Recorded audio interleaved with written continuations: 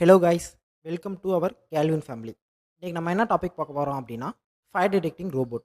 Okay, இந்த robot எதுக்காக அப்படின்னு பார்த்தோம் அப்படின்னா, இந்த ரோபோட் வந்து நம்ம வீட்டில் ஃபயர் ஆனிச்சுனாவோ இல்லை வெளியே எங்கே ஃபயர் ஆனிச்சு அப்படின்னாவோ நம்மளால் ஆஃப் பண்ண முடிஞ்சு அப்படின்னா நம்மளே பண்ணிக்குவோம்.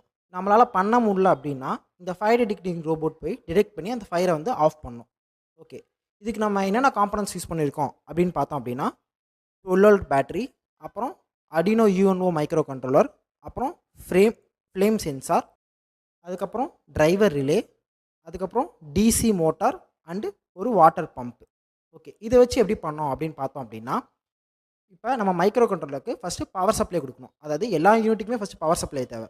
அந்த பவர் சப்ளைக்காக நம்ம என்ன யூஸ் பண்ணியிருக்கோம், ஒரு 12 வோல்ட் பேட்டரி யூஸ் பண்ணியிருக்கோம். அந்த 12 வோல்ட் பேட்டரி யூஸ் பண்ணி நம்ம Arduinoக்கு பவர் கொடுத்துட்றோம். அதுக்கப்புறம் சென்சாருக்கு, ரிலேக்கு, அதுக்கப்புறம் டிசி மோட்டாருக்கும் அதுலேருந்தே பவர் போயிடும்.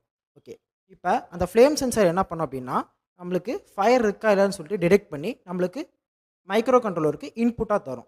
ஓகே, அதுக்கப்புறம் மைக்ரோ கண்ட்ரோலர் என்ன பண்ணும் அப்படின்னா ரிலேவை ஆன் பண்ணும். ஓகேவா, ரிலேவை ஆன் பண்ணி ரோபோட்டை ஃபார்வேர்டில் மூவ் ஆக செய்யும். ஓகேவா, மூவ் ஆனோடனே கொஞ்ச நேரத்தில் என்ன ஆகும் அப்படின்னா, அடுத்தது மூவ் ஆனோடனே கொஞ்ச நேரத்தில் என்ன ஆகும் அப்படின்னா வாட்டர் பம்ப் ஆன் ஆகி அந்த ஃபயரை வந்து ஆஃப் பண்ணிடும். ஓகே, இந்த கான்செப்ட் உங்களுக்கு புரிஞ்சிருக்குன்னு நினைக்கிறேன்.